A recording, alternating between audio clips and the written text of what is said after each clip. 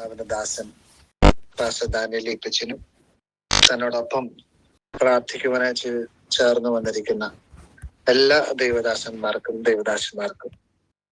കർത്താവായ യേശു ക്രിസ്തുവിന്റെ നാമത്തിൽ സ്നേഹവന്ദനം അറിയിക്കുന്നു.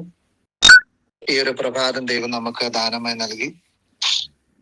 നിങ്ങൾ നടക്കുന്ന ഈ പ്രാർത്ഥന 1000 ദിവസം പിന്നിടുന്നു എന്നുള്ളൊരു സന്തോഷം എനിക്കും അതിൻ്റെ ഒരു ഭാഗമാകുവാൻ കഴിഞ്ഞതിൽ കർത്താവിനെ ഞാൻ സ്തോത്രം ചെയ്യുന്നു.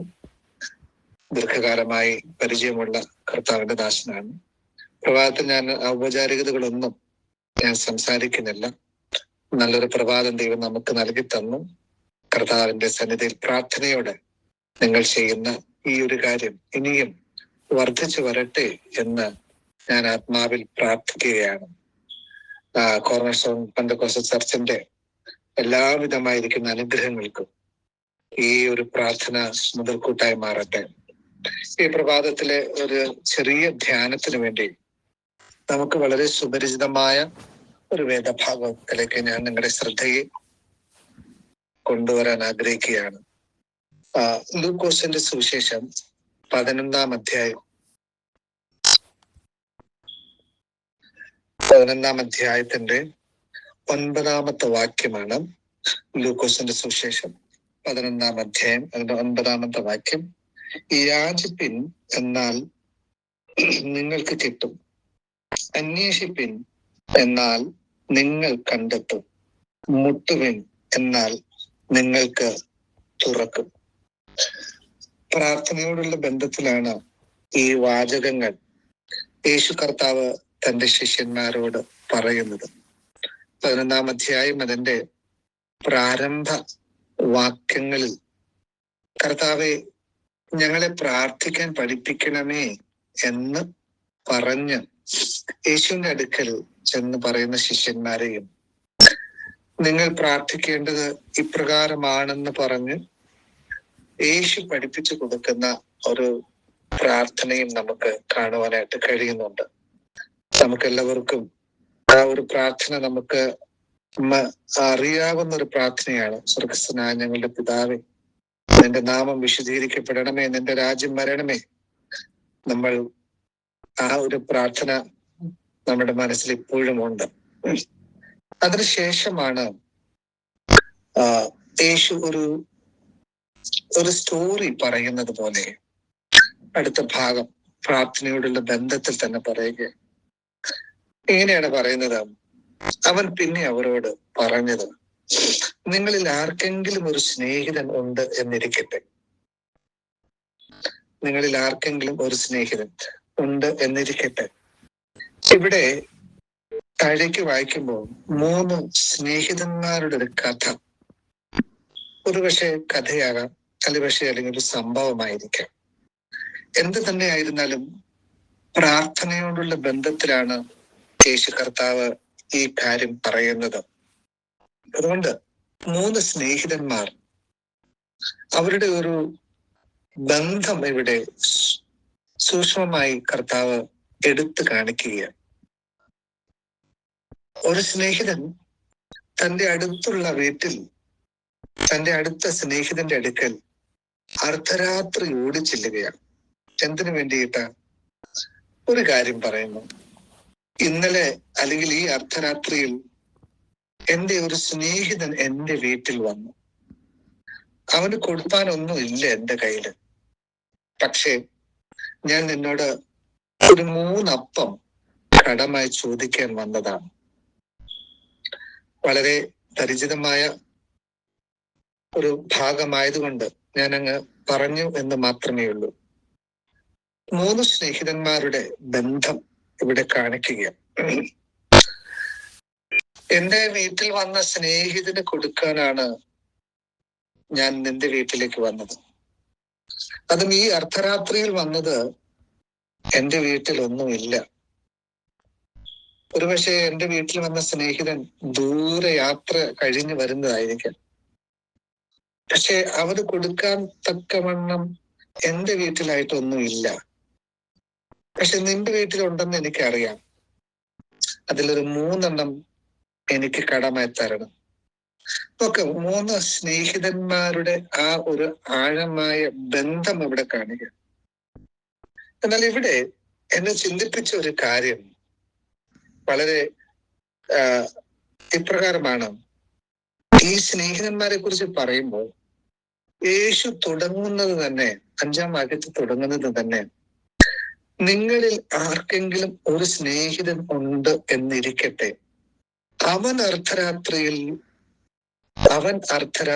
അവന്റെ അടുക്കൽ ചെന്ന്, സ്നേഹിത, എനിക്ക് 3 അപ്പം വായ്പ തരണം എന്ന് പറഞ്ഞു. നോക്ക്, നിങ്ങളിൽ ആർക്കെങ്കിലും ഒരു സ്നേഹിതൻ ഉണ്ട് എന്നിരിക്കട്ടെ, അവൻ അർദ്ധരാത്രിയിൽ അവന്റെ അടുക്കൽ ചെന്നു. അപ്പൊ ഈ നിങ്ങളിൽ ആർക്കെങ്കിലും ഒരു സ്നേഹിതൻ ഉണ്ടെന്നിരിക്കട്ടെ എന്ന് പറയുന്ന സ്റ്റേറ്റ്മെന്റിൽ നിന്നും ഈ 3 സ്നേഹിതന്മാരിൽ ഒരാള് നമ്മളാണ് എന്ന് മനസ്സിലാക്കും. നമുക്ക് അങ്ങനെ ഇതിനെ ആ നിലയിൽ നമുക്ക് ഒന്ന് ചിന്തിച്ചെടുക്കാനായിട്ട് പറ്റും. അപ്പൊ അർദ്ധരാത്രിയിൽ വന്നിരിക്കുക, അർദ്ധരാത്രിയിൽ ഒരുപക്ഷെ അർദ്ധരാത്രി വന്ന സ്നേഹിതൻ നമ്മളാകാം, അല്ലെങ്കിൽ അർദ്ധരാത്രിയിൽ ഈ അപ്പം ചോദിക്കാൻ പോയ വ്യക്തി നമ്മളാകാം, അല്ലെങ്കിൽ ഈ അപ്പം കടം കൊടുക്കുന്ന വ്യക്തി നമ്മളാകാം. ഈ 3 പേരിൽ ഏതെങ്കിലും ഒരാൾ നമ്മളായിരിക്കും. നോക്കുക, അപ്പോ പ്രാർത്ഥനയോടുള്ള ബന്ധത്തിൽ നമ്മൾ അന്യോന്യം പ്രാർത്ഥിക്കുന്ന, അന്യോന്യം സഹകരിക്കുന്ന, അന്യോന്യം ഭാരങ്ങളെ ചുമക്കുന്ന ഒരു നല്ല മനസ്സ് നമുക്കുണ്ടാകുന്നു എങ്കിൽ അർദ്ധരാത്രിയിൽ കടന്നു വന്ന നമുക്ക് വേണ്ടി മറ്റൊരുവൻ ഭക്ഷണത്തിന് പോകുന്നു, അല്ലെങ്കിൽ മറ്റൊരു ഭാഗത്ത് മറ്റൊരു രീതിയിൽ ചിന്തിച്ചു കഴിഞ്ഞാൽ, മറ്റൊരു നിലയിൽ നമ്മൾ ഇപ്പോൾ ചിന്തിക്കുന്ന, അല്ലെങ്കിൽ നമ്മൾ ചിന്തിച്ചു കഴിഞ്ഞാൽ കർത്താവായ ദൈവത്തിന്റെ അടുക്കൽ എത്തുന്ന പ്രാർത്ഥനയായിട്ടാണ് ഈ അപ്പം ചോദിക്കാനായിട്ട് കടന്നു പോകുന്ന വ്യക്തിയെ നമുക്ക് കാണുന്നത്. അങ്ങനെയാണെങ്കിൽ ഒരുപക്ഷെ അർദ്ധരാത്രിയിൽ കടന്നു വന്നത് ഞാനായിരിക്കാം, അല്ലെങ്കിൽ നിങ്ങളാകാം. നമുക്ക് വേണ്ടി പ്രാർത്ഥിക്കുന്ന മറ്റൊരാൾ ഉണ്ട്. സ്തോത്രം. പ്രിയ ദൈവമക്കളെ, ദൈവദാസന്മാരെ, നമ്മുടെ ജീവിതത്തിൽ പ്രാർത്ഥന എന്ന് പറയുന്നത് അത് നമ്മുടെ കാര്യങ്ങൾക്ക് വേണ്ടി മാത്രമല്ല. എനിക്ക് ഒത്തിരി സന്തോഷമുണ്ട് നിങ്ങളുടെ ഈ ഫ്ലെയർ കണ്ടപ്പോൾ. രാജ്യങ്ങൾക്ക് വേണ്ടി പ്രാർത്ഥിക്കുന്ന ഒരു ടൈം ഞാൻ അതിൽ കാണുവാനിട വന്നു. രാജ്യങ്ങൾക്ക് വേണ്ടി, രാജാക്കന്മാർക്ക് വേണ്ടി, സ്വന്തം കാര്യത്തിനോ സ്വന്തം സഭയ്ക്കോ സ്വന്തമായിരിക്കുന്ന കാര്യങ്ങൾക്കോ വേണ്ടി ഒത്തിരി ആൾക്കാർ സമയം വേർതിരിച്ച് പ്രാർത്ഥിക്കുമ്പോൾ ഇതാ ഒരു സഭ, ഒരു കൂട്ടായ്മ, ഒരു ദൈവദാസനും കുടുംബവും തന്നോട് ചേർന്ന് നിൽക്കുന്ന ഒരു വലിയ സമൂഹം രാജ്യങ്ങൾക്ക് വേണ്ടി, രാജാക്കന്മാർക്ക് വേണ്ടി, അവർ കണ്ടിട്ടില്ലാത്ത ജനത്തിന് വേണ്ടി, അവർ ഇതുവരെയും മിണ്ടിയിട്ടില്ലാത്ത ആളുകൾക്ക് വേണ്ടി പ്രാർത്ഥിക്കാൻ ദൈവസന്നിധിയിൽ തീരുമാനിക്കുന്ന ആ ഒരു തീരുമാനം സ്വർഗത്തിലെ ദൈവം കാണുക തന്നെ ചെയ്യുന്നു. ഈ 100,000 ദിവസം പിന്നിടുമ്പോഴും ഒരു കാര്യം ഉറപ്പിച്ച് ഞാൻ പറയാൻ ആഗ്രഹിക്കുന്നു. നിങ്ങളുടെ പ്രാർത്ഥന കൊണ്ട് ദൈവം ചില രാജ്യങ്ങളെ, ചില രാജാക്കന്മാരെയൊക്കെ തൊടുകയും ദൈവം ചിലരെ ദൈവസന്നിധിയിലേക്ക് കൊണ്ടുവരികയും ചെയ്യും എന്നുള്ള കാര്യം ഉറപ്പുള്ളതാണ്. അതുകൊണ്ട് യാചിക്കുന്നവർക്ക് ലഭിക്കുന്നു, അന്വേഷിക്കുന്നവർ കണ്ടെത്തുന്നു, മുട്ടുന്നവർക്ക് തുറക്കപ്പെടുന്നു എന്ന വചനം നിങ്ങളുടെ ഈ പ്രാർത്ഥനയിൽ എന്നും ദൈവം ഈ വചനം ചേർത്ത് പിടിച്ച് നിങ്ങൾ ദൈവസഭ പ്രാർത്ഥിക്കുമ്പോൾ അത് നമ്മുടെ ജീവിതത്തിൽ അനുഗ്രഹമായി മാറും. ഇവിടെ ഈ ഒരു വ്യക്തി പറഞ്ഞ ഒരു കാര്യമാണ്, കടമായി തന്നാൽ മതി, അത് ഞാൻ തിരിച്ചിടും. കടമായി തരുന്നത് തിരിച്ചു വീട്ടിക്കൊള്ളാൻ. പ്രിയ ദൈവമക്കളെ, നമുക്ക് വേണ്ടി ആരെങ്കിലും ഒരാൾ പ്രാർത്ഥിക്കുന്നെങ്കിൽ ഞാനൊരു കാര്യം ചേർത്ത് പറയാൻ ആഗ്രഹിക്കുന്നു. നമുക്ക് വേണ്ടി കരയാനോ നമുക്ക് വേണ്ടി പ്രാർത്ഥിക്കാനോ ദൈവം നിയോഗിച്ച ഒരാളാണ് നമ്മുടെ ദൈവദാസൻ, അല്ലെങ്കിൽ നമ്മുടെ സഭയിലെ പ്രിയപ്പെട്ടവർ, അല്ലെങ്കിൽ നമ്മുടെ കൂട്ടു സഹോദരന്മാർ. അവരുടെ പ്രാർത്ഥന നമുക്ക് വേണ്ടിയിട്ടാണ്. അത് കടമായി ചോദിക്കുക.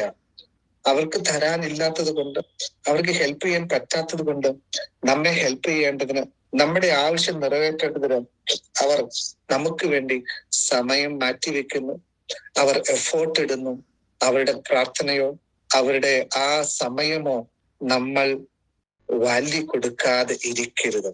ഇതിൽ ഒക്കെ പ്രതിഫലം നൽകുന്ന ഒരു ദൈവമുണ്ട്.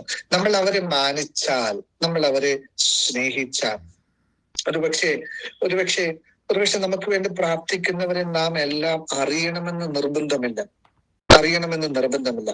ഇവിടെ ഈ യേശു കർത്താവ് സ്നേഹിതന്മാരുടെ കാര്യം പറഞ്ഞപ്പോൾ എനിക്ക് മറ്റൊരു ഭാഗം ഓർമ്മ വരുന്നുണ്ട്.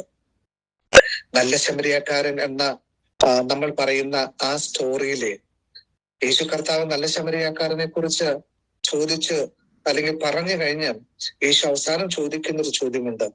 ഈ 3 പേരിൽ, അതായത് ഈ മുറിവേറ്റ് വഴിയരികെ കിടക്കുന്ന മനുഷ്യനെ കടന്നുപോയ 3 പേരുണ്ട്. ഒരു പുരോഹിതനും, ഒരു ലേവ്യനും, ഒരു ശമരിയക്കാരനും.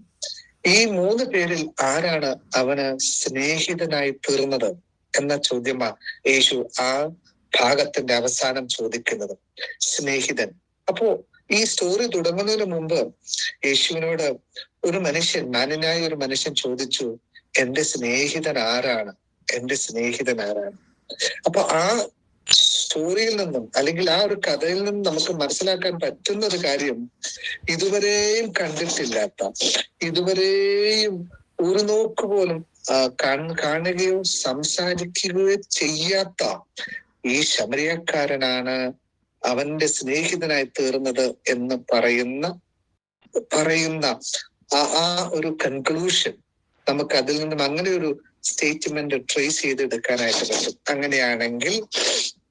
അങ്ങനെയാണെങ്കിൽ നമ്മൾ പ്രാർത്ഥിക്കുന്നത് രാജാക്കന്മാർക്ക് വേണ്ടിയിട്ടോ നമ്മൾ കണ്ടിട്ടില്ലാത്ത വ്യക്തികൾക്ക് വേണ്ടിയിട്ടോ ഒക്കെ ആണെങ്കിൽ പോലും അതിന്റെ പിന്നിൽ ഒരു യാഥാർത്ഥ്യമുണ്ട്. നാം നമ്മുടെ സ്നേഹിതന് വേണ്ടി പ്രാർത്ഥിക്കുന്നു എന്നുള്ളതാണ്. ഈ പ്രഭാതത്തിൽ നിങ്ങൾ രാവിലെ എഴുന്നേറ്റ് ദൈവസന്നിധിയിൽ ഇങ്ങനെ ഇരുന്ന് പ്രാർത്ഥിക്കാനും ദൈവസന്നിധിയിൽ ഇരുന്ന് സമയം ചെലവഴിക്കാനും കണ്ടെത്തുന്ന ഈ ഒരു സമയത്ത് നിങ്ങളുടെ പ്രാർത്ഥനകൾ വെറുതെയല്ല. നിങ്ങൾ അറിയാത്തവർക്കോ നിങ്ങൾക്ക് ഇതുവരെയും കണ്ടിട്ടില്ലാത്തവർക്കോ ഒക്കെ വേണ്ടി നിങ്ങൾ പ്രാർത്ഥിക്കുമ്പോൾ ഒരു കാര്യം ഉറപ്പാണ്, നിങ്ങളുടെ സ്നേഹിതന് വേണ്ടി പ്രാർത്ഥിക്കുന്നു എന്ന അതേ മനോഭാവത്തോടെ ആ പ്രാർത്ഥനയിൽ നിങ്ങൾ ചെലവഴിക്കുന്ന ഈ ഒരു സമയം അത് സ്നേഹിതന് വേണ്ടി തന്നെയാണ്. ആ സ്നേഹിതന് വേണ്ടി അർദ്ധരാത്രിയിൽ മറ്റൊരിടത്ത് പോകുവാൻ ധൈര്യമുള്ളവനാണ് സ്നേഹിതൻ എന്ന് പറയുന്നത്. അപ്പൊ അങ്ങനെയാണെങ്കിൽ പ്രാർത്ഥന നിസ്സാരമല്ല. പ്രാർത്ഥനയ്ക്ക് നാം മുമ്പോട്ട് വെക്കുന്ന അല്ലെങ്കിൽ നാം എടുക്കുന്ന എഫോർട്ട് അത് നിസ്സാരമല്ല. പ്രാർത്ഥനയ്ക്ക് വേണ്ടി നാം ചെലവഴിക്കുന്ന സമയം അത് വാല്യബിളാണ്.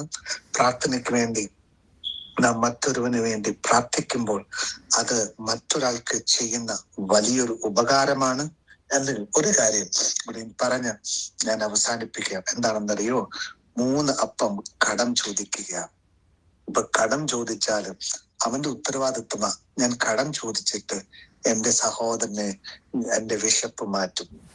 അപ്പൊ അവന്റെ ഉത്തരവാദിത്വമാണ് തിരിച്ചിത് കൊടുക്കേണ്ടതാണ് എന്നുള്ളത്. അപ്പൊ പ്രാർത്ഥന എന്ന് പറയുന്നത് അതുപോലെ ഉത്തരവാദിത്തപ്പെട്ട ഒരു കാര്യമാണ്.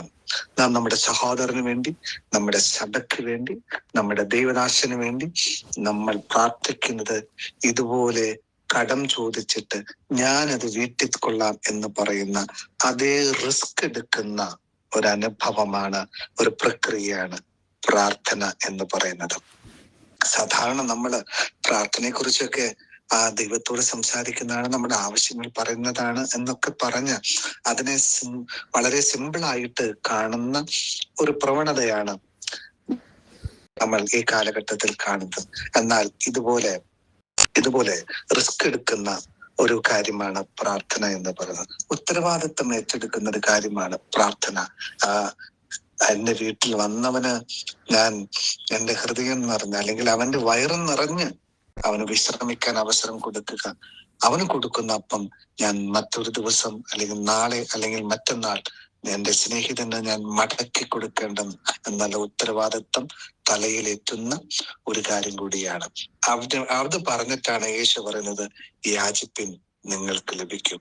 അപ്പോ വെറുതെ അല്ല നമ്മുടെ യാചന, നമ്മൾ ഉത്തരവാദിത്വത്തോടുകൂടി നമ്മൾ എടുക്കുന്ന എഫോർട്ട് വെറുതെ അല്ല, വെറുതെ ആകരുത്.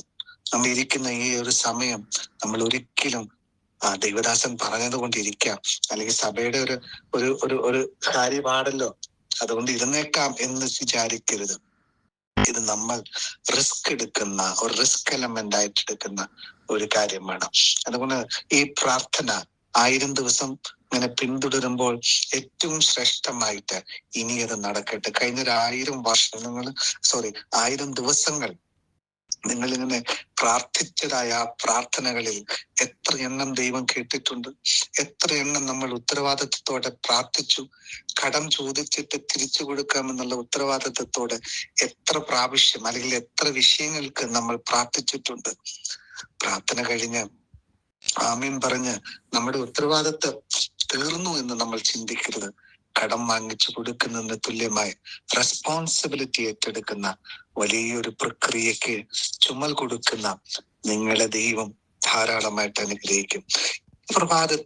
ഈ പ്രഭാതത്തിൽ ഞാൻ വേഗത്തിൽ ഒരു കാര്യം കൂടി പറഞ്ഞ് ഞാൻ എന്റെ വാക്കുകളെ ഇവിടെ അവസാനിപ്പിക്കാം. ഈ പ്രഭാതം ദൈവം നമുക്ക് നൽകി തന്നപ്പോൾ ഈ പ്രഭാതത്തിൽ നമ്മുടെ പ്രാർത്ഥനയ്ക്ക് ദൈവം മറുപടി നൽകി തരും. അപ്പോൾ എന്റെ പ്രാർത്ഥന അത് റിസ്ക് എലമെന്റ് ആണെന്നുള്ള കാര്യം മനസ്സിലാക്കി ഉത്തരവാദിത്വത്തോടുകൂടി ദൈവസന്നിധിയിൽ നിൽക്കുന്നവർക്ക് അവൻ വേണ്ടുവോളം കൊടുക്കും. 3 അപ്പമാണ് ചോദിച്ചതെങ്കിലും വേണ്ടുവോളം കൊടുക്കും.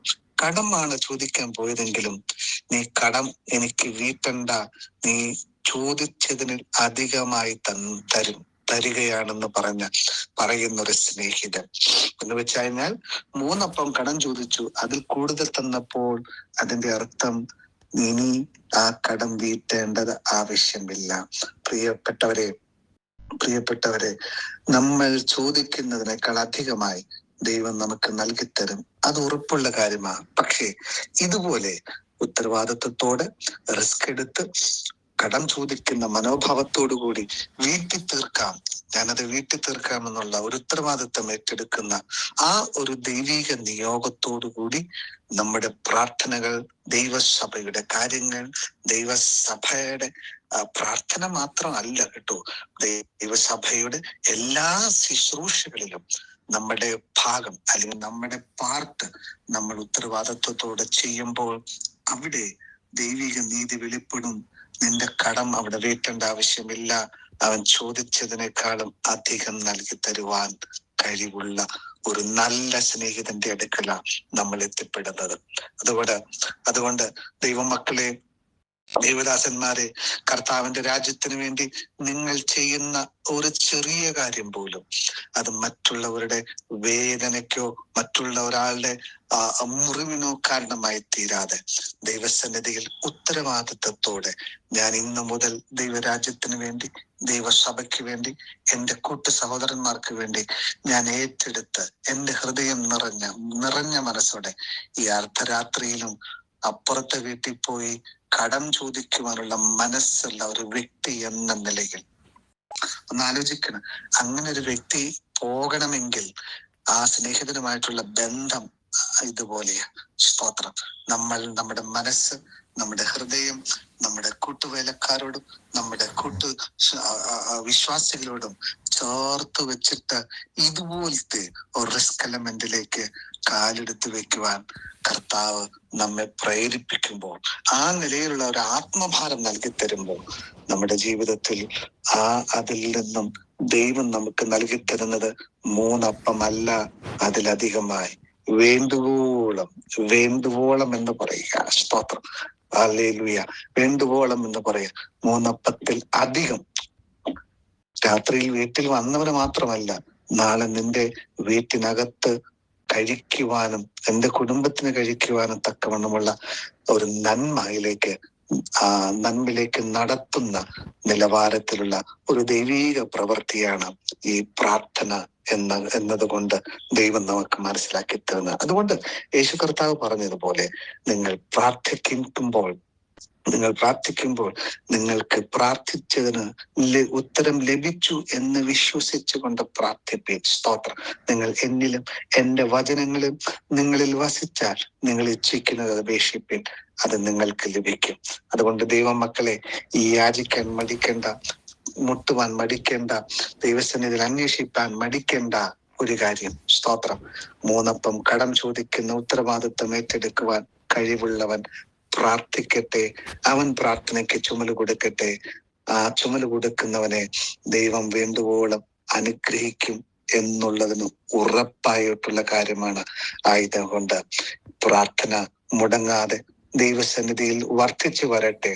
നിങ്ങളുടെ പ്രാർത്ഥനയ്ക്കും നിങ്ങളുടെ യാചനകൾക്കും തക്ക സമയത്തുള്ള ദൈവപ്രവൃത്തി ദൈവം നൽകി തരട്ടെ എന്ന് ഞാൻ പ്രാർത്ഥിച്ച് എന്നുള്ള ഒരു വലിയ ആഗ്രഹത്തോടുകൂടി ഇന്ന് ഈ പ്രഭാതത്തിൽ നിങ്ങളെ കർത്താവിന്റെ നാമത്തിൽ ദൈവസന്നിധിയിൽ ഇതുപോലെയുള്ള റിസ്ക് എലമെന്റ് ഏറ്റെടുത്ത് കർത്താവിന്റെ രാജ്യത്തിന് വേണ്ടി പ്രവർത്തിക്കുവാൻ ഞാൻ നിങ്ങളെ ആഹ്വാനം ചെയ്തുകൊണ്ട് പുതിയ ഒരു ദിവസത്തിന്റെ പ്രഭാതം നിങ്ങൾക്ക് നേർന്നുകൊണ്ട് ഇന്നത്തെ ദിവസം ഏറ്റവും അനുഗ്രഹമായും നന്മയായും ദൈവകൃപയായും ദൈവത്തിന്റെ ആശ്വാസമായും പ്രാർത്ഥനയ്ക്കുള്ള ചില മറുപടികളായും കർത്താവ് നൽകി തരട്ടെ എന്ന് പറഞ്ഞ് ഞാൻ എൻ്റെ വാക്കുകളെ നിർത്തുന്നതോടൊപ്പം അവസരം ഒരുക്കി തന്ന കർത്താവിന്റെ ദാസനും ദൈവസഭയ്ക്കും നന്ദിയും സ്നേഹവും അറിയിക്കുന്നു. ദൈവം സഹായിക്കട്ടെ.